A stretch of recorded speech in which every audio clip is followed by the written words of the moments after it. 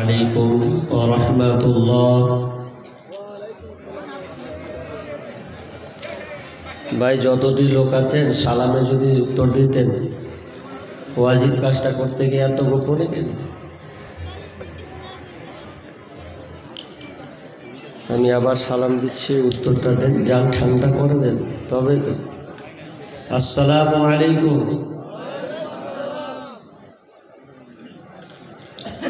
আলহামদুলিল্লাহ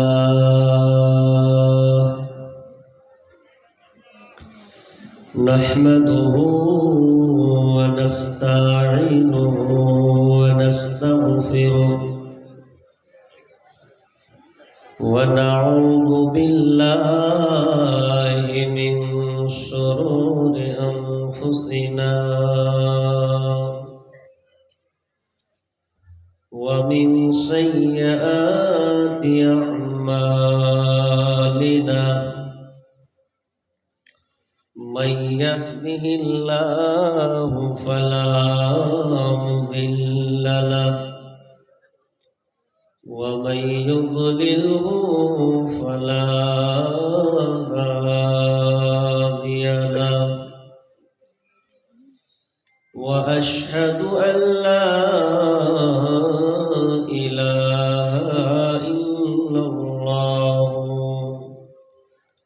وحده لا شريك له وأشهد أن محمدا عبده ورسوله الذي أرسله بالحق بصيرا ونذيرا وداعيا إلى الله بإذنه وسراجا منيرا أما بعد فإن خير الحديث كتاب الله وخير الهدي هدي محمد صلى الله عليه وسلم وشر الأمور محدثاتها وكل محدثة بدعة وكل بدعة ضلالة وكل ضلالة في النار. فقد قال الله تبارك وتعالى في كلامه المجيد وفرقانه الحميد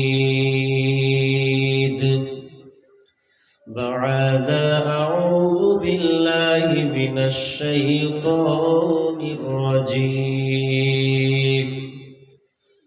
ومن يعمل من الصالحات من ذكر أو أنثى وهو مؤمن فأولئك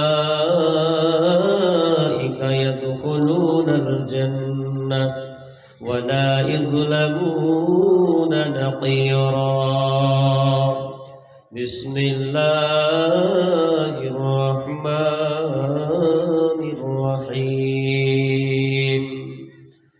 ظهر الفساد في البر والبحر بما كسبت أيدي الناس ليذيقهم بعض الذي عملوا لعلهم يرجعون. بسم الله الرحمن الرحيم. فمن يعمل مثقال ذرة خيرا يره ومن يعمل مثقال ذرة شرا يره. وقال النبي صلى الله عليه وسلم مروا أولادكم بالصلاة وهم أبناء 7 سنين واجربوهم عليها وهم أبناء أشهر وفرقوا بينهم في المضاجع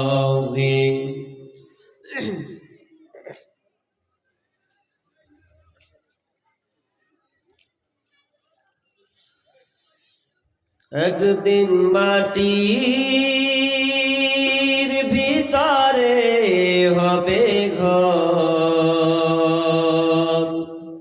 রে মন আমার কেন বান্ধ দালান ঘর রে মন আমার কেন বান্ধ দালান ঘর একদিন মাটির ভিতরে হবে ঘর রে মন আমার কেন বান্ধ দালান ঘর রে মন আমার কেন বান্ধ দালান ঘর দেহ তোমার চর্মচর গলে পচে যাবে শিরার উপর শিরাগুলি ছিন্ন ভিন্ন হবে দেহ তোমার চর্মচর গলে পচে যাবে শিরার উপর শিরাগুলি ছিন্ন ভিন্ন হবে মুন্ডু মেরুদণ্ড হবে তোমার খণ্ড খণ্ড মুন্ডু মেরুদণ্ড হবে তোমার খণ্ড খণ্ড পরে রবে মাটির উপর রে মন আমার কেন বান্ধ দালান ঘর রে মন আমার কেন বান্ধ দালান ঘর প্রাণ পাখি উড়ে যাবে পিঞ্জর ছেড়ে ধরা ধামে সবই রবে তুমি যাবে চলে প্রাণ পাখি উড়ে যাবে পিঞ্জর ছেড়ে ধরা ধামে সবই রবে তুমি যাবে চলে বন্ধু বান্ধব যত মাতা পিতা তারা শত বন্ধু বান্ধব যত মাতা পিতা তারা শত সকলে হবে তোমার পর রে মন আমার কেন বান্ধ দালান ঘর রে মন আমার কেন বান্ধ দালান ঘর একদিন মাটির ভিতরে হবে ঘর রে মন আমার কেন বান্ধ দালান ঘর রং বেরঙের তুমি সাজিয়েছ সাজ সোনা দানা কত কি আর রাজকি পোশাক রং বেরঙের তুমি সাজিয়েছ সাজ সোনা দানা কত কি আর রাজকি পোশাক প্রাণ চলে যাবে তুমি পরে রবে প্রাণ চলে যাবে তুমি পরে রবে গায়ে দিবে সাদা কাফন রে মন আমার কেন বান্ধ দালান ঘর রে মন আমার কেন বান্ধ টিনের ঘর একদিন মাটির ভিতরে হবে ঘর রে মন আমার কেন বান্ধ দালান ঘর, রে মন আমার কেন বান্ধ টিনের ঘর। উপস্থিত সম্মানীয় সুযোগ্য আজকের এই জালসার স্বনামধন্য সভাপতি, মঞ্চে উপবিষ্ট আলেম ওলামাবৃন্দ এবং দূর দূরান্ত থেকে আগত সম্মানীয় অতিথিবৃন্দ, আমার সম্মুখে বসে থাকা বিভিন্ন এলাকা থেকে ছুটে আসা সম্মানীয় ছোট বড় দিনদার ইমানদার মুমিন ভাই সকল এবং পর্দার অন্তরালের সম্মানিতা মা ও বোনেরা, প্রথমে সেই মহান মুনিবের দরবারে আমরা প্রশংসা করব যে মহান মুনি আমাদেরকে একটি মাদ্রাসা কেন্দ্রিক আয়োজিত মাহফিলে, যিনি আমাদেরকে কিছু কোরআন এবং হাদিসের আলোচনা এবং কিছু সাদকা করার একটা সুযোগ করে দিয়েছেন। এজন্য সে আল্লাহ সুবহানাহু ওয়া তাআলা শুকরিয়া আদায় করি। একটু জোরে জবান ছেড়ে বলুন আলহামদুলিল্লাহ। অতঃপর শান্তি বর্ষিত হোক সকল নবীদের উপর, বিশেষ করে আমাদের শেষ নবী জনাবে মুহাম্মদুর রাসূলুল্লাহ, আমরা পড়ি সাল্লাল্লাহু আলাইহি ওয়াসাল্লাম। আমার সময় কম, সামনে আমাকে ট্রেন ধর এই টেনশন, তো ইনশাআল্লাহ ওটা যাক, মূল যেটা কাজ সেটা আমাদেরকে করতে হবে, তাই তো? হ্যাঁ কি না রে ভাই? মন খারাপ করে বসে আছেন? রাগ হয়েছে আপনাদের? তাহলে কথা বলবেন তো ভালো লাগে। বক্তা শ্রোতার সঙ্গে যদি অ্যাট্রাকশন না থাকে তাহলে আমাকেও ভালো লাগবে না, আপনাদেরকেও ভালো লাগবে, মনোযোগী হওয়া লাগবে। আমি আজকে গুরুত্বপূর্ণ একটি বিষয়, পরিস্থিতিকে কেন্দ্র করে আমার আলোচ্য বিষয়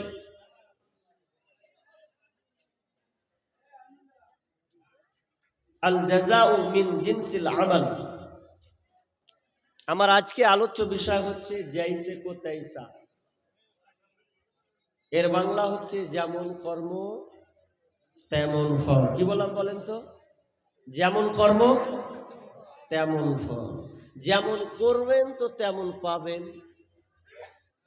এখন যদি আপনি কি বলে নিমের গাছ লাগালেন, সুন্দর করে বেড়া দিয়ে ঘেরে দিলেন, ঘেরে দেওয়ার পর বলছেন 4 বছর পর খালি ওয়েট করছেন কখন আম ধরবে।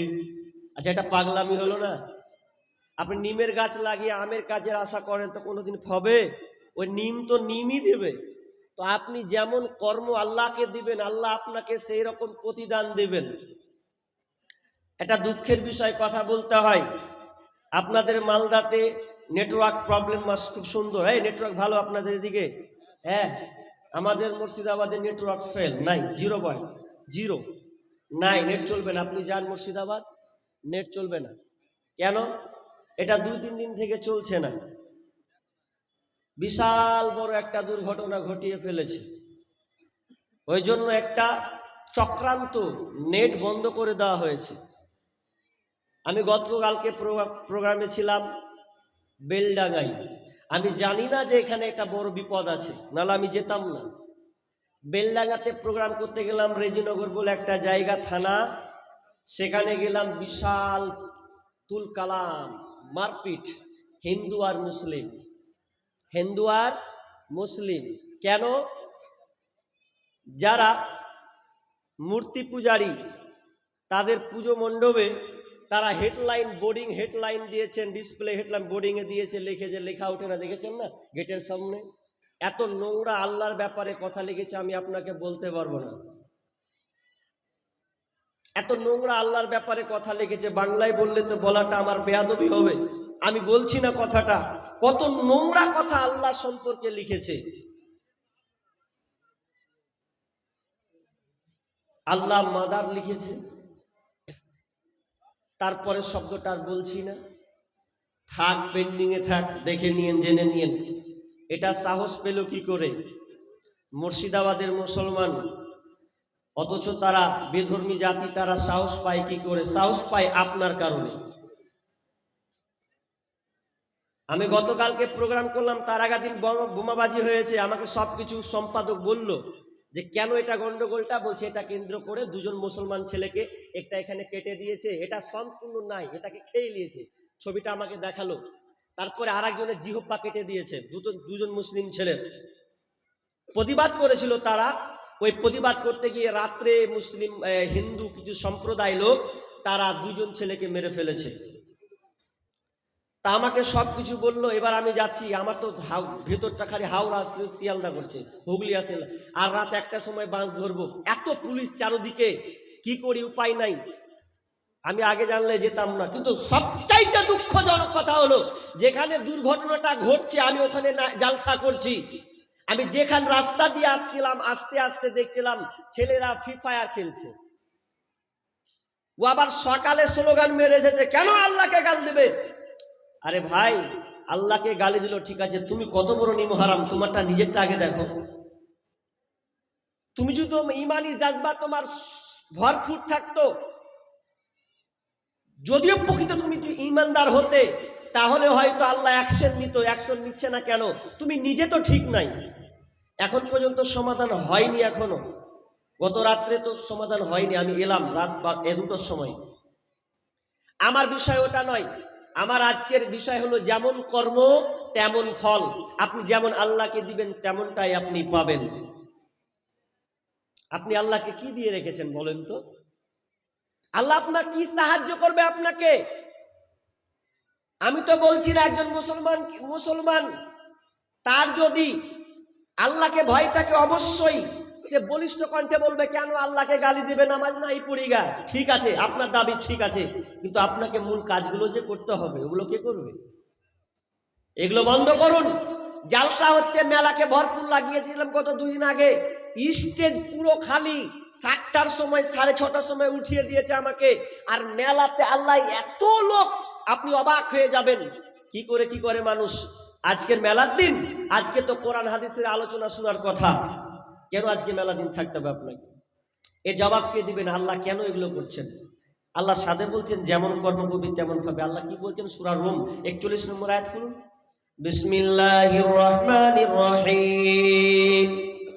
যাহারাল ফাসাদু ফিল বাররি ওয়াল বাহরি বিমা কাসাবাত আইদিন নাস লিয়ুযীকাহুম বা'যাল্লাযী আমিলু লাআল্লাহুম ইয়ারজিউন। আমার আল্লাহ বলছেন, তোরা জলে এবং স্থলে যে তোমাদের বিপর্যয়গুলো তোমরা দেখতে পাচ্ছ, মারামারি, হানাহানি, কাটাকাটি, খুন খারাপি তোমরা দেখতে পাচ্ছ, এগুলো কিসের কারণ? আইদিন না, এগুলো তোমাদের হাতের কামাই। তোমাদের কারণে এই বিপর্যয়গুলো তোমরা দেখতে পাচ্ছ।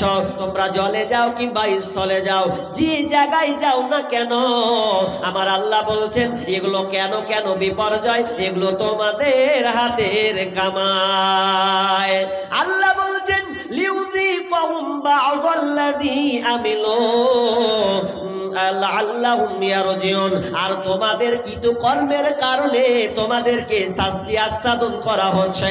তোমাদের কৃতকর্মের কারণে তোমরা যে খারাপিটা নিয়ে এসেছো, এই খারাপিটার কারণে তোমাদেরকে আযাবগুলো চাপানো হয়, শাস্তি আস্বাদন করা হয়, শাস্তি ভোগ করানো হয়। কেন করানো হয়? আমার আল্লাহ বলছেন লাআল্লাহুম ইয়ারজিউন, যাতে করে তোরা আমার দিনে ফিরে আসতে পারিস। তার মানে আল্লাহ বুঝাতে চাচ্ছেন, তোমরা যেমনটা করবে তেমনটা আল্লাহ তোমাদেরকে দেবেন। তোমরা যদি ভালো কর্ম করো, তাহলে এর বিনিময়ে আল্লাহ তোমাদেরকে ভালো বিনিময়ে কিছু দান করবেন, নচেত তোমাদের উপরে আযাব, বিপর্যয়, মুসিবত লেগে থাকবে। ভালো কর্ম করতে শিখুন, কিছু কাজ করতে শিখুন, ভালো কর্ম। জীবনে ভালো কর্ম করেছেন, যেমন কর্ম করবেন তেমন তার আপনি ফলাফল পাবেন। আপনি করেছেন কোনোদিন ভালো কর্ম? দুনিয়াতে যদি আপনি দাঙ্গা ফাসাদ লাগিয়ে বেড়ান, তো আপনার ফলাফল কেউ যদি বদদুয়া দিয়ে দেয় আর লেগেও যাবে। দুনিয়াতে আপনি দাঙ্গা ফাসাদ করবেন, নির্দোষীকে পিটবেন, লুটে খাবেন, জায়গা আত্মসাৎ করবেন, জমির গরিবের টাকা মারবেন, আর আপনি মনে করছেন যে আমি বিন্দাস জীবন যাপন করব। ও নেই চলেগা। দুনিয়াতে শাস্তি পেতে হবে, মনে করিয়েন না। হাজ্জাজ বিন ইউসুফ এই খাতারনাক বাদশা, ওরকম বাদশা, জালেম বাদশা মনে হয় আর পৃথিবীতে আসবে না। শুধু ধরে ধরে 1,20,000 মানুষকে মেরেছে, ধরে ধরে একটা একটা করে 1,20,000 বড় বড় আলেমকে মেরেছে। 1,20,000 মানুষকে মেরেছে। এমনি তো মেরে যুদ্ধতে ঝাঁঝরা করবো তো আছেই, ধরে ধরে 1,20,000 মানুষকেও মেরেছে হাজ্জাজ বিন ইউসুফ। শেষ একজন তাবেঈ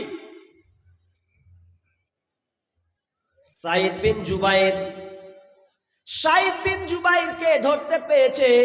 তিনি 15 বছর গোপনে গোপনে সংগ্রাম করেছেন হাজ্জাজ বিন ইউসুফের বিরুদ্ধে। এই হাজ্জাজ বিন ইউসুফের বিরুদ্ধে তিনি গোপনে গোপনে মানুষকে দাওয়াত দিয়েছেন, বুঝিয়েছেন এই অত্যাচারী শাসকের বিরুদ্ধে লড়তে হবে। কিন্তু হাজ্জাজ বিন ইউসুফ জানতে পেরেছে 15 বছর পর তাকে অ্যাটাক করেছে। বলছেন যায়েদ বিন জুবাইর, তুই আমার সামনে ধরা পড়েছিস, তুই তো জানিস আমি কত খাতারনাক একটা মানুষ, কত খাতারনাক একজন বাদশাহ। আমি এক একটা করে শেষ করে দিই, তোকেও আজকে শেষ করে দেওয়া হবে, ফাঁসিতে লটকানে দেওয়া হবে, তোকেও হত্যা করা হবে। আর সাইদ বিন জুবাইর বলছে আমি জানি তোর কাছে ধরা খেয়েছি মানে আর আমি বাঁচবো না, আমি আর বাঁচবো না, আমার রেহাই নাই। সাইদ বিন জুবাইরকে তারা প্রকাশ্যে তাকে মারলো, হত্যা করলো। হত্যা করার সময় সাইদ বিন জুবাইর একটা কথা বলেছিল, আল্লাহ এই জালেমটা অনেক আলেমকে হত্যা করেছে, মেরেছে, শহীদ করেছে, তবে এই জালেমটা আমার পরে যেন কাউকে না মারতে পারে। মাবুদ তোমার কাছে আমার এটাই দোয়া। কেন সাইদ বিন জুবাইর কত আল্লাহওয়ালা একজন তাবী, একজন মানুষ ছিলেন। সে সাইদ বিন জুবাইর আল্লাহকে যেটা আবদার করতেন কবুল হয়ে যেত। তিনি সেই সঙ্গে আবদার করলেন, মাবুদ রে, হাজ্জাজ বিন ইউসুফ যেন আর আমার পরে কাউকে হত্যা না করতে পারে, কাউকে না মারতে পারে। আল্লাহ তুমি এই দোয়াটাকে কবুল করে নাও। তিনি রাগান্বিত হয়েছিলেন। হাজ্জাজ বিন ইউসুফ কত কঠোর ছিলেন, তিনি আপনার সাইদ বিন জুবাইরকে ছাড়লেন না, তাকে হত্যা করে দিলেন, কাতাল করে দিলেন, তিনি মারা গেলেন। কিন্তু সাইদ বিন জুবাইর একটা বদদুয়া দিয়েছেন, আল্লাহ কাউকে হত্যা না করতে পারে, ওকে এমন করে দিও। বেশ কিছুদিন যেতে না যেতে আল্লাহর কি ফয়সালা দেখেন, যে সাইদ বিন জুবাইর বদদুয়া করেছিলেন, সেদিনকে হাজ্জাজ বিন ইউসুফ বুঝতে পেরেছিলেন, টের পেয়েছিলেন আমি সমস্ত নির্দোষ মানুষকে হত্যা করেছি, কাতাল করেছি, কিন্তু শেষ আমি সাইদ বিন জুবাইরকে আমি কাতাল করেছি, তার বদদুয়া আমাকে লেগে গেছে। আপনার হাজ্জাজ বিন ইউসুফকে এমন একটা রোগ হলো, যেই রোগটা কোনো ডাক্তার তাকে ভালো করতে পারে না, কোনো ডাক্তার তার রোগকে ভালো করতে পারে না। যখনই তার রোগটা উঠে যায় শুধু ছিটপিটি ছিটপিটি শুরু হয়ে যায়, নিজেকে থাকতে পারছে না, কন্ট্রোল করতে পারছে না। এমন একটা তাকে রোগে ধরেছে, এই রোগটা কেউ নির্মূল করতে পারে না।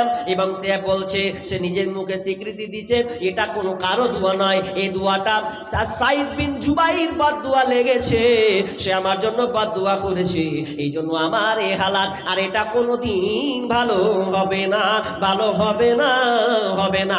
তার মানে আপনাকে বলতে চাচ্ছি, ওরে পৃথিবীর জালেম শাসক, তোরা শুনলে, তোরা এখান থেকে শিক্ষা গ্রহণ কর। দুনিয়াতে তোমার টাকা হয়েছে, তোমার ক্ষমতার বাহাদুরি বেড়েছে, খবরদার একদিন তোমার সময় আসবে, সেদিনও তুমি হাড়ে হাড়ে বুঝতে পাবে, না হয় তুমি শুয়ে শুয়ে পাবে, না হয় তুমি হাঁটতে হাঁটতে রোগের মাধ্যমে টের পাবে যে আল্লাহ কাউকে ছেড়ে কথা বলেন না। যেমন করবে তেমন হবে। এবার আমার আপনার সাথে কথা, আপনি কোনো ভালো আমল করেছেন, ধরেন এখন আপনার উপরে বিপদ এলো, মুসিবত এলো, এখন কি করবেন? মুসিবত এসেছে, এখন আপনি কি করবেন? আল্লাহর কাছে কিভাবে উদ্ধার হবেন? আপনি আছে আপনার কাছে কোনো রাস্তা? রাস্তা আপনার কাছে নেই। কি হবে? এবার চলেন হাদিসের দিকে। একটি বুখারীর হাদিস আমি আপনাকে বলছি, আপনি যদি ভালো ভালো আমল করেন তো ভালো আমলের বিনিময়ে, ভালো কর্মের বিনিময়ে আপনি ভালো কিছু পাবেন। এবার আমি আয়াতটা আগে পড়ে, আল্লাহ সুবহানাহু ওয়া তাআলা বলছেন, ওয়া মাইয়া আমাল মিনাস সালিহাতি মিন যাকারিন আও উনসা, আল্লাহ বলছেন যারা সৎকর্ম করে, ভালো কাজ করে, ভালো কর্ম করে, সেই লোকটা মেয়ে হোক কিংবা ছেলে হোক, পুরুষ হোক কিংবা নারী হোক, নর কিংবা নারী হোক, পুরুষ পুরুষ কিংবা মহিলা যেই হোক না কেন, যে কোনো আলোক হোক না কেন, যদি সে সৎকর্ম করে, ভালো কাজ করে, ওয়াহুয়া মুমিন, আর লোকটা যদি ইমানদার হয়, ভালো হয়, ইমানদার হয়, মুমিন হয়, তাহলে আল্লাহ বলছেন আল্লাহ তাআলা বলছেন ইয়াদখুলুনাল জান্নাহ, তাহলে ওই লোকটা জান্নাতে যাবে। দুনিয়াতে যদি ভালো কর্ম করে, কিন্তু আল্লাহ এখানে শর্ত বেঁধে দিয়েছেন ওয়াহুয়া মুমিন, যদি লোকটা মুমিন হয়, যদি ইমানদার হয়, তবে জান্নাতে যাবে। তাছাড়া যতই আপনি ভালো কাজ করেন না কেন, যদি আপনি মুমিন না হয়, ওই কাজ আল্লাহর কাছে কোনোদিন গ্রহণযোগ্য হবে না। এবার বলবেন মৌলভী সাহেব ভালো কথা, কিন্তু হিন্দুরাও তো ভালো কাজ করে, খ্রিস্টানও তো ভালো কাজ করেন, আপনার কিনা যৌন বৌদ্ধ রাসনাসারা ওরাও তো ভালো কাজ করেন। অনেক সময় দেখা যায় যে আমরা স্কুলে পড়ে কলেজে বন্ধু হয়, স্কুলে বন্ধু হয় কি হয় না? হিন্দু ভাইয়ের সঙ্গে বন্ধু হয়েছে, এটা হতেই পারে। তার ব্যবহার দেখে ভালো লেগেছে, সে আমাকে হেল্প করে প্রজেক্টের মাধ্যমে, প্রজেক্ট দিয়ে আমাকে হেল্প করে, রুটিন দিয়ে আমাকে হেল্প করে, অনেক বই দিয়ে আমাকে হেল্প করে, এটা করতে পারে। অনেক হিন্দু ভাই আছে আপনার গরিবকে দান দেয়, সদকা দেয়, এটা হতে পারে, কিন্তু এরপরেও জান্নাতে যাবে না। তাহলে কি ওরা এর বিনিময়ে পাবে না? মুফাসসিরগণ বলছেন এই আয়াতের তাফসীর তারা করছেন পাবে পাবে পাবে। কোথায় পাবে? এর প্রতিদান তারা মরার পরে পাবে না, আখিরাতে পাবে না। এরা দুনিয়াতে আল্লাহ এদেরকে প্রতিদান দিয়ে দেবেন। যদি কোনো হিন্দু একটা মুসলমানের উপকার করে দেয়, তাহলে আল্লাহ তাআলা তাকে দুনিয়াতে তার প্রতিদান দিয়ে দেবেন, তাকে দুনিয়াতে তাকে বড় করে দেবেন, কিন্তু মরার পরে পাবে না, পাবে না, পাবে না। আল্লাহ তাআলা বলছেন যদি মুমিন হয়, তার সৎকর্মটা তার কাজে লাগবে আখিরাতে, এবং ইয়াদখুলুনাল জান্নাতা, ওই লোকটা জান্নাতে যাবে, ওয়ালা ইযলামুনা নাকিরা, এবং তার সঙ্গে তিল পরিমাণ পর্যন্ত তার জুলুম করা হবে না। ভালো কাজ করতে হবে, শর্ত ইমানদার হতে হবে, মুমিন হওয়া লাগবে, তাহলে আপনার সব আমল কাজে লাগবে, নচেত কাজে লাগবে না। এবার ভালো কাজ আপনি করে দেখুন, কোন ভালো কাজ করেছেন আপনি? করেননি? হাদিস চলেন। ভালো কাজ কোনগুলোকে বলে, কি কি ভালো কাজ করতে হবে, এটা অনেক পিছনে যাব ইনশাআল্লাহ। তবে প্রথমত জানেন, ঘটনাটা আপনাকে ভালো করে শোনা লাগবে, মন দিয়ে ভাই বোন, আপনাকে সকলকে বলছি মন দিয়ে শোনা লাগবে, যদিও পুরানা। কি বলেন, মেয়েরা কি জায়গা হয় না? ও মা বোন, আপনারাকে একবার বলেছি মা, আবারও বলছি, সামনের জায়গা ফাঁকা আছে মনে হচ্ছে, মনে হয় ফাঁকা আছে অনেক জায়গা, টিপ টিপ বোঝা যাচ্ছে তো। মা বোন একটু আগিয়ে যান তো, পিছনে অনেক বোন দাঁড়িয়ে আছে, আপনাদেরই মা, আপনাদেরই বোন, একটু জায়গা করে দেন। দেখেন আপনি আগে বাড়বেন তো আল্লাহ আপনার সম্মান বাড়িয়ে দেবে, আরো আপনি নেকি পাবেন। এই মাদ্রাসা জালসা প্রমাণ হবে যে 2-3 জায়গায় বসেছি নাকি, সব বিচারের মাঠে সব সাক্ষী প্রদান করবে। মা বোন ওখানে বসেছেন, আবার জায়গাটা চেঞ্জ করেন, আগে চলে যান, আগান। মা বোন একটু আগে আসেন, আল্লাহর হস্তে আগান। দেখেন আপনাদের পেছনে ওরা বসতে পারছে না, দাঁড়িয়ে আছে কষ্ট করে। যা হয়েছে বাড়তে হিংসা, যা হয়েছে এখানে নয়, এখানে সমাধান চাই। একটু আগে আসেন মা বোন, আস্তে আস্তে করে কেটে কেটে পড়ুন। পেছনে জায়গা খুব শর্ট, কিন্তু সামনে জায়গা ফাঁকা আছে, আগে বসি। কি বলছিলাম? যে বানি ইসরাইলের 3 বন্ধু, কয় বন্ধু বললাম ভাই? 3 বন্ধু। খালি ঘটনা শুনেছেন, শিক্ষা নিয়েছেন কোনোদিন? নেননি। 3 বন্ধু বেড়াতে গেছে, ঘুরতে গেছে মরুভূমি প্রান্ত।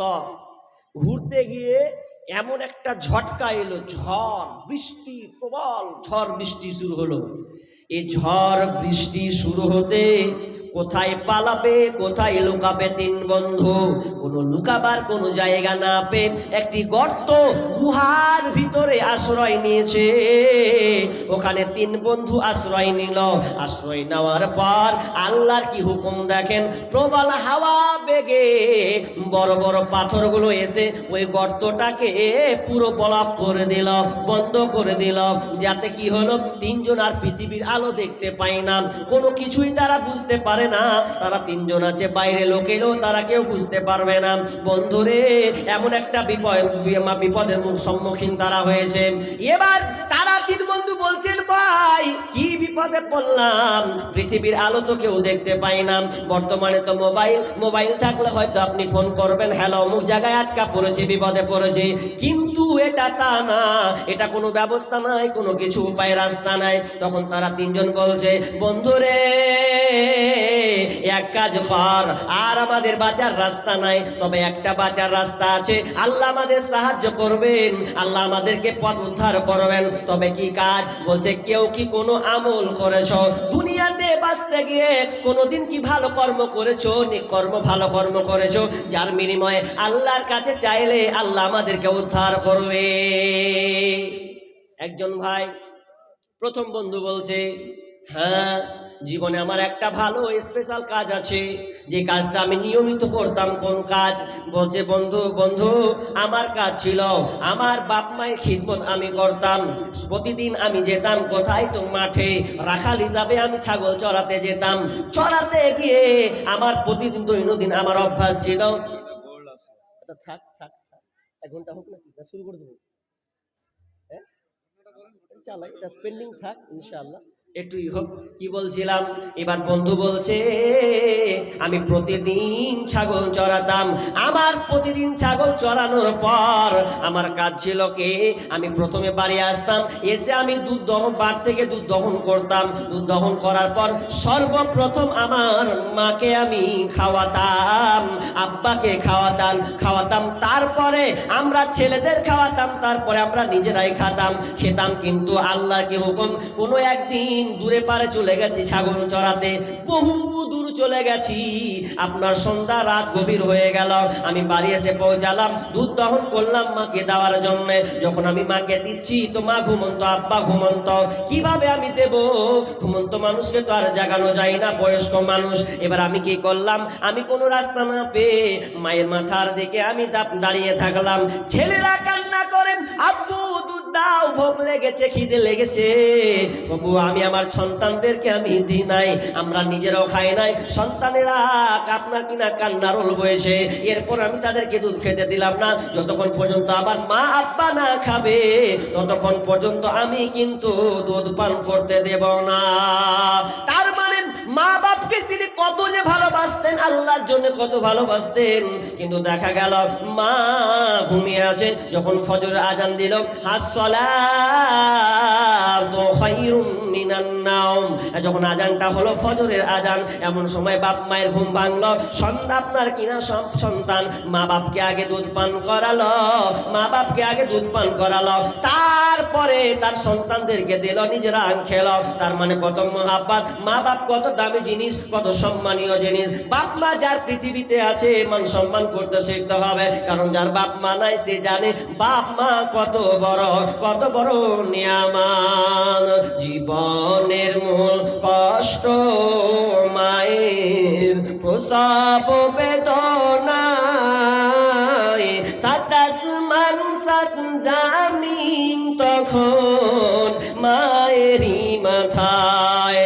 জীবনের মূল কষ্ট মায়ের প্রসব বেদনায়, সাত আসমান সাত জামিন তখন মায়েরই মাথায়।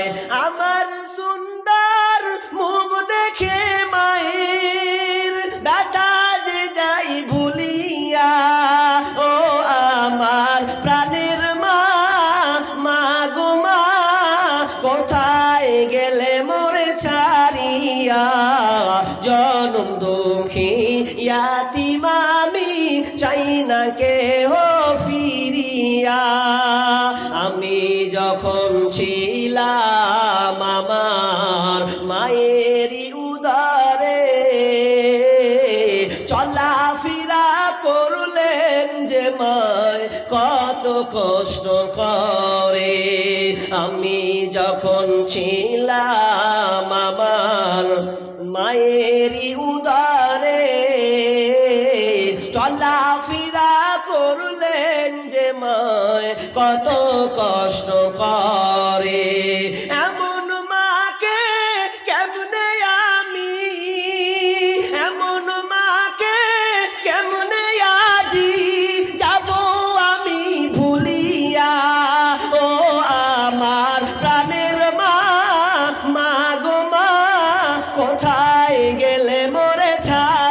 দিয়া, জনম দুঃখী ইয়াতিম আমি, চাই না কেহ ফিরিয়া।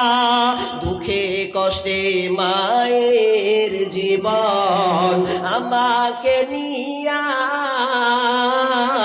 শোধ করিতে পারিব না ঋণ জীবনটা দিয়া।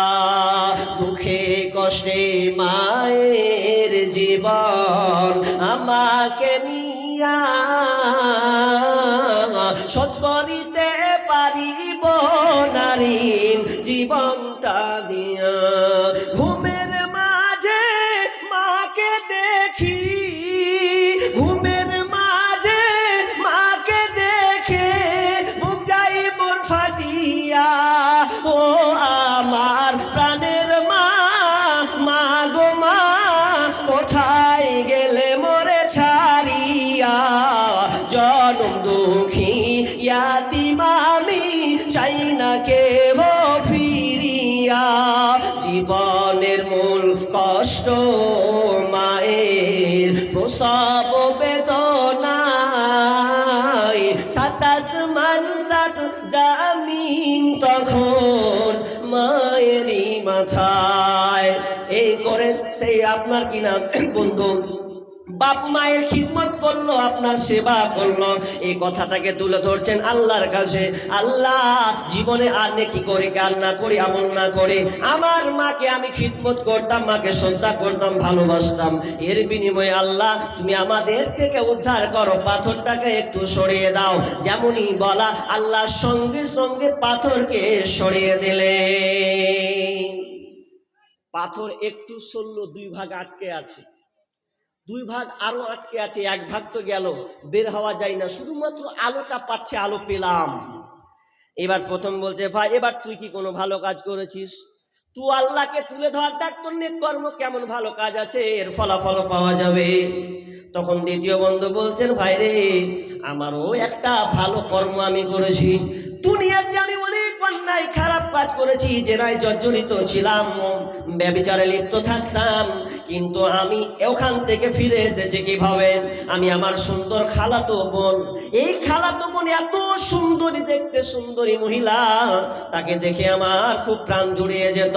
আমি তাকে খুব মনে মনে খুব ভালোবাসতাম, খুবই তাকে ভালোবাসতাম, আমার ভালো লাগতো। আমি ভাবতাম ওই মেয়েটাকে আমি একবার নির্জনে নিব, আমি একটা নির্জনে নিয়ে তার সঙ্গে আমি দৈহিক শারীরিক সম্পর্ক করব। এটা আমার মনের চাহিদা, মনের বাসনা আমার ফুটে উঠল। এর জন্য আমি বোনকে বলতাম, কিন্তু আমার খালাতো বোন কোনো মতেই রাজি হতো না। না না না, আমি এই খারাপ কাজে কোনোদিনও যাব না। এবার বোন কোনো মতেই সে লিপ্ত হতো না, কিন্তু বন্ধুরে একটা বিপর্যয় সৃষ্টি হলো। কি হলো বিপর্যয়টা? কি মহামারী, খাবারের অভাব হয়ে গেছে, খাবার নাই, দুর্ভিক্ষ নেমে পড়েছে। এবার খালাতো ভাইয়ের কাছে যাবে, বলছে কারো কাছে তো পাবো না, আমার খালাতো বোনের কাছে যাই, ভাইয়ের কাছে যাব, পয়সাওয়ালা মানুষ। তখন যে বলছে, ভাই রে, তুই কি আমাকে কিছু খাবার দিবি, কিছু কি টাকা দিবি? আর কোনো খাবার নাই। এবার খালাতো ভাই মৌকা পেয়ে গেছে, সুযোগ পেয়েছি, বোনকে বলবো, বোন রে, দিব দিব পাগলি, তুই কত লিবিলে, কিন্তু আমার একটা শর্ত আছে, তোকে আমার সঙ্গে দৈহিক মিলনে আসতে হবে, শারীরিক সম্পর্ক কায়েম করতে হবে। বোন বলছে, আর না, এগুলো কথা, নোংরা কথা বলো না, কিন্তু কোনো রাস্তা নাই, কোনো বাঁচার কায়দা নাই। শেষমেশ মহিলাটা আপনার কিনা বাধ্য হলো। কি বাধ্য হলো? যে ঠিক আছে, এর বিনিময়ে তুই আমাকে দে, আমি তোর চাহিদা আমি পূরণ করে দেব। এটা তো ঠেলাই পড়ে হলো কাজ। আর আপনার বোন ঠেলাই পড়ে, ছি ছি ছি ছি, ঠেলাই পড়ে ন, ও নাম্বার জড়ো করেছে আগে নিজে থেকে, প্রেমিকের নাম্বার ও জড়ো করেছে, দিয়ে আবার কলেজে আর স্কুলে আর ইউনিভার্সিটিতে গিয়ে তার সঙ্গে সম্পর্ক লিপ্ত হচ্ছে। গত বছর বলেছিলাম যে আজকালকার মায়েরা তার সতীত্বকে নষ্ট করছে কেন, কি কারণে তারা এই কাজটা করছে। আজকে প্রেমিকের ফাঁদে পড়ে তারা জীবনটাকে নষ্ট করছে। আপনি ভালো করে বিবেচনা করুন, বর্তমান প্রেক্ষাপট আপনাকে বলছি। একজন রাইটার ফেসবুকে পোস্ট করছেন, বর্তমানে যদি একটা আল্লাহ ওয়ালি মেয়ে নির্বাচন করা হয়, আমার মনে হয় তিনি বলছেন 100টার মধ্যে মনে হয় 96-97% খারাপই পাবে, 3% ভালো থাকবে। তো 97% মেয়ে কার ঘরে যে ঢুকেছে ভেবে দেখেছেন আপনি? এ জেনা পরকিয়া, এ পরকিয়া একজন এখন বর্তমানে 185 গতিবেগে চলছে। 185 গতিবেগ, বুঝতে পারছেন তো পরকিয়াটা? আজকালকার মা বোন প্রেমিকের পাল্লায় পড়ে। ওই জন্য তো আমি গতবার সঙ্গীতটা বলেছিলাম, বিহায়াপনা দিবস নামে চলছে বেঈমানি, হীরার চেয়ে দামি জিনিস হারায় অনেক নারী।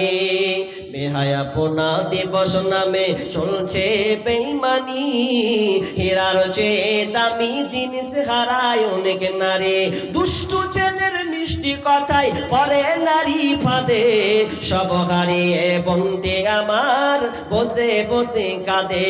প্রেমের নামে চলছে এখন অশ্লীলতার ছোঁয়া, কত মনের নারীর সম্মান পান্তা ভাতার মোয়া। নারী তুমি সম্মানিতা, নারী তুমি সম্মানিতা, সব ঘরের আলো লাগলে ছোঁয়া পঙ্কিলতার জীবন হবে কালো। বনরে প্রেমিকের পাল্লায় পড়িও না, যদি একবার পড়ে যাও তোমার জীবনটা নষ্ট হয়ে যাবে, তোমার জীবন নষ্ট হবে, তোমার প্রজন্ম নষ্ট হবে। খবরদার কিছুক্ষণের সময়ের জন্যে প্রেমিকের ঠেলায় পড়িও না। ও প্রেমিক নয়, তোমাকে নষ্ট করার কায়দায় সে পড়েছে। যেদিন তোমাকে ভোগ করে নেবে সেদিন তুমি একা নীরবে নীরবে কাঁদবে। আর যদি তোমার পেটে প্রেগনেন্ট হয়ে যাও, যদি তোমার পেটে বাচ্চা চলে আসে, তাহলে সেদিন আর তুমি দুনিয়ায় টিকতে পারবে না। যদি টিকতে হয় তাহলে তোমাকে দ্বিতীয় রাস্তা বাঁচতে হবে, কি? তোমাকে বাচ্চা নষ্ট করতে হবে। প্রেমিক করে প্রেম করে করে করে 4 বছর 5 বছর মোবাইলে অফলাইন আর অনলাইন সম্পর্ক করে নিয়েছে, পেটে বাচ্চা। মা বলছে, কে কোন ল্যারের বেটার সঙ্গে ছিলি তুই? একবারও জানালি না? বলকে ছিল ভয়ে বলছে উমুকের বেটা, উমুকের বেটার সঙ্গে ছিলাম। এ সম্পর্ক কয় বছর? বলছে 4 বছর চলছে। বাপ মায়ের খবর না, এটা কি করে হয়েছে? বাপ মা ঘুমিয়েছে 8টা 9টা 10টা, আর ছেলেরা রাত 12টার পরে তাহাজ্জুদ গুজার করে।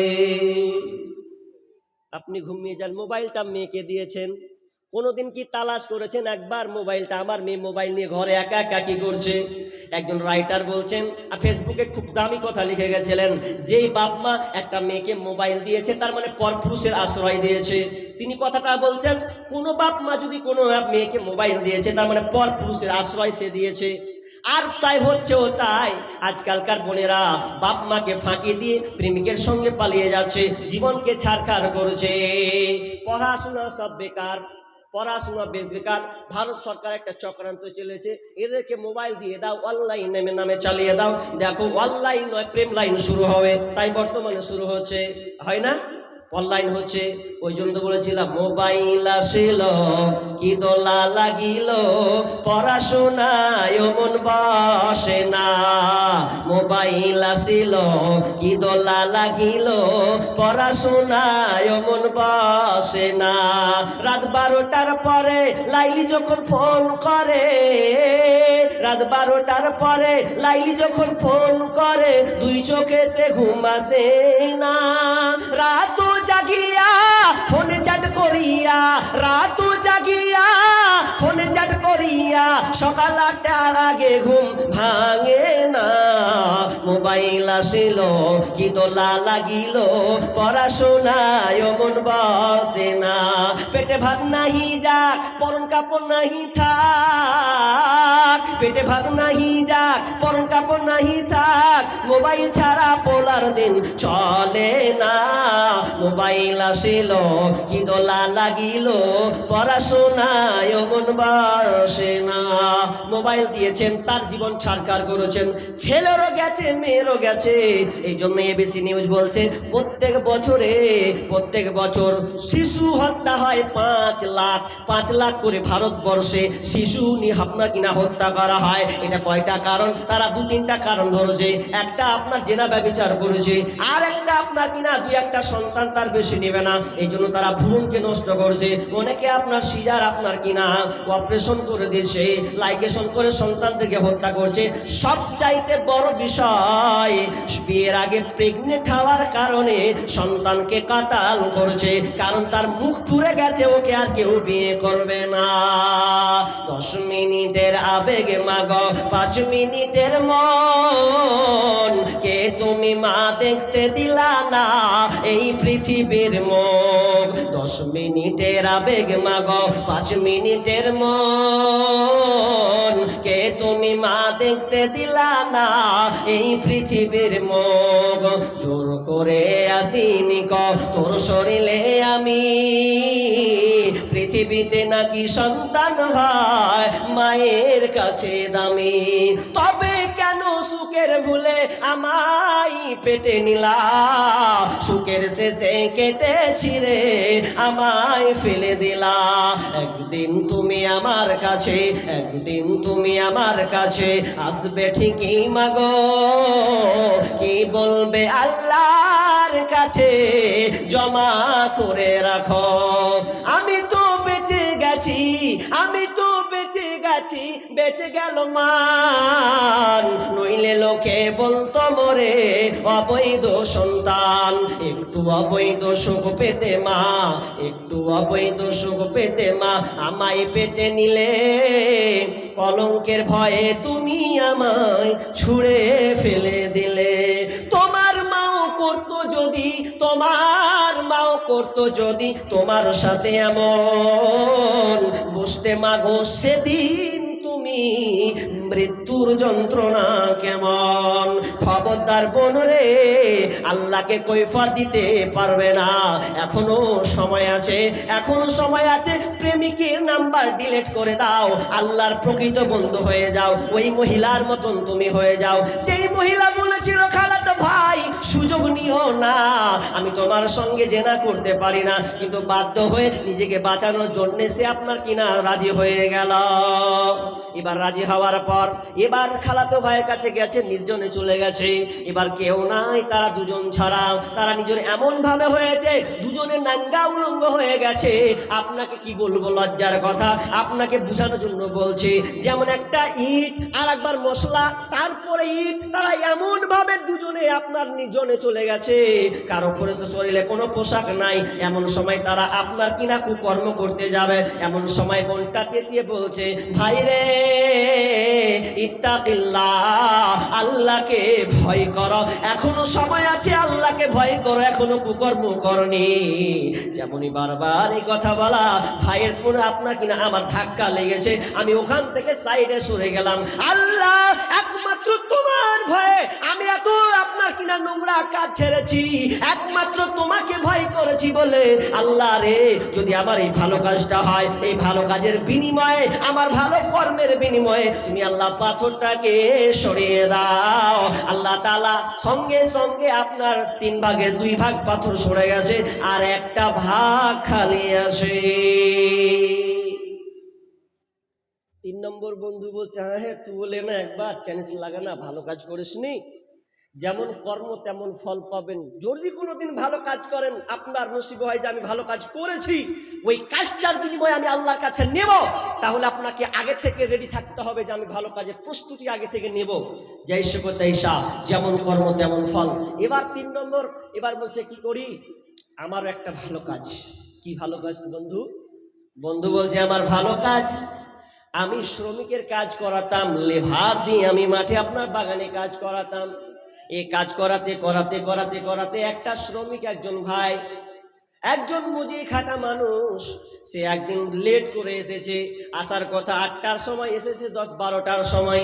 এখন আমি তাকে কি করলাম, দুপুরের পরে আমি অর্ধেক তাকে তার আপনার কি নাম মজুরি দিলাম। লোকটা বলছে নিব না, ফুল মজুরি দিতে হবে। বলছে এটা কখনোই সম্ভব নয়, আমি তোমাকে দিতে পারি না, অর্ধেক কাজ করেছো, অর্ধেক বিনিময়ে তুমি মজুরি পাবে। লোকটা রাগ করে বাড়ি চলে গেছে। ঠিক আছে নিব না, বাড়ি চলে গেলাম। লোকটাকে আর পাওয়া গেল না, কিন্তু আমি কি করলাম, আমি তার টাকা পয়সাটাকে আমি যোগান দিতে শুরু করলাম। ওই টাকা থেকে আমি একটা ছাগল নিলাম কিংবা গরু পাল নিলাম। সব কিছু ধীরে ধীরে বছর বছর বছর চলে যায়, আমি পালতেই থাকি তার আপনার কিনা মজুরির পরিশ্রমের টাকা। এ করতে করতে করতে কয়েক বছর পর লোকটার মনে হয়েছে আমি অভাবগ্রস্ত, ঋণগ্রস্ত, লোকটার কাছে যে হাফ দিনের কাজটা পাবো ওটা নিয়ে চলে আসবো। লোকটার কাছে দেখা করতে আমার কাছে এসেছে, বলছে ভাই আমি তোমার কাছে অর্ধেক আপনার কিনা মজুরি পেতাম, দিনের মজুরি ওটা দাও। এবার আমি বললাম ও ভাই, ও ভাই, এই যে দেখছো তোমার পালগুলো, ছাগলের পাল, গরুর পাল, এই ছাগল পাল গরু পালগুলো এটা তোমার, এটা আমার নয়, যাও তুমি নিয়ে চলে যাও। বলছে সে ঠাট্টা করছো না, তোমারই জিনিস তুমি নিয়ে চলে যাও। লোকটা তখন গেল, ধরে সমস্ত পালকে আপনার নিয়ে চলে গেছে। তখন আল্লাহকে বলছে আল্লাহ রে, আমি আমানতের খেয়ানত করি না, আমাকে স্যার আপনার কিনা আমানত আমি রক্ষা করেছি, তার জিনিস সে ফিরিয়ে নিয়ে চলে গেছে। এটা কেন করেছি, একমাত্র তোমার ভয়, তোমাকে ভয় করে আমি এই সৎ কাজ ভালো কাজটা করেছিলাম। আল্লাহ এর বিনিময়ে তুমি আমাদের পাথরটাকে পুনঃ সরিয়ে দাও। আল্লাহ সঙ্গে সঙ্গে পাথরটাকে সরিয়ে দিলেন। মরার আগে, যাবার আগে যদি বাঁচতে চাও, সময় থাকতে সেই সে নেকি কামাই করে নাও, কামাই করে নাও। মরার আগে, যাবার আগে যদি বাঁচতে চাও, সময় থাকতে সেই সে নেকি কামাই করে নাও, কামাই করে নাও। আল্লাহর আদেশ নিষেধ মতো জীবন চালাও আবিরত, আল্লাহর আদেশ নিষেধ মতো জীবন চালাও আবিরত। ছেলে মেয়ে সন্তানেরই ইমানদার বানাও, সময় থাকতে সেই সে নেকি কামাই করে নাও, কামাই করে নাও। মরার আগে, যাবার আগে যদি বাঁচতে চাও, সময় থাকতে সেই সে নেকি কামাই করে নাও, কামাই করে নাও। আপনি মরার আগে যেমন কর্ম করবেন তেমন আপনি পাবেন, যেমন দুনিয়াতে আপনি ছেড়ে যাবেন তেমনটা আপনি পাবেন বন্ধুরে। কিন্তু আজকালকার দেখা যায় আপনি কর্ম করছেন তো কর্মটা ভালো নয়। যদি আপনাকে বলি ভাই আপনার বয়স কত, বলবে 50, আপনার বয়স কত বলবে 40, আপনার বয়স কত বলবে 60। বলো তো জীবনে কতটি ভালো কাজ করেছো আর কতটি নোংরা খারাপ কাজ করেছো। দেখা যাবে আপনি রাত্রে শুয়ে যান, শুয়ে শুয়ে 24 ঘন্টাকে ভাবেন আমি 24 ঘন্টাতে কতটা ভালো কাজ করেছি। দেখা যাবে ভালোর বিনিময়ে খারাপটা বেশি আপনি অর্জন করেছেন। তাহলে বলেন তো মরার পরে কি আপনি ভালো প্রতিদান পাবেন? অথচ আমার আল্লাহ বলছেন ফামাইয়া আমাল মিসকালা যাররাতিন খায়রান ইয়ারা ওয়া মাইয়া আমাল মিসকালা যাররাতিন শাররান ইয়ারা। আমার আল্লাহ বলছেন তোমরা দুনিয়াতে অনুপরিমাণ যেই ভালো কাজটা করবে ওটাও তোমরা আখিরাতে দেখতে পাবে। যদি তুমি ভালো কাজ করো, অনুপরিমাণ তিল পরিমাণ কণা পরিমাণ যদি তুমি ভালো কাজ করো ওটাও আল্লাহ তোমাকে দেখাবে। এবং তুমি যেটা অনুপরিমাণ তিল পরিমাণ কণা পরিমাণ বিন্দু পরিমাণ যদি খারাপ কাজ করে থাকো, পাপ কাজ করে থাকো, ওটাও আল্লাহ তোমাকে দেখাবেন। ওতে বন্ধুরে যেমন কর্ম করবেন তেমন ফল আপনি পাবেন।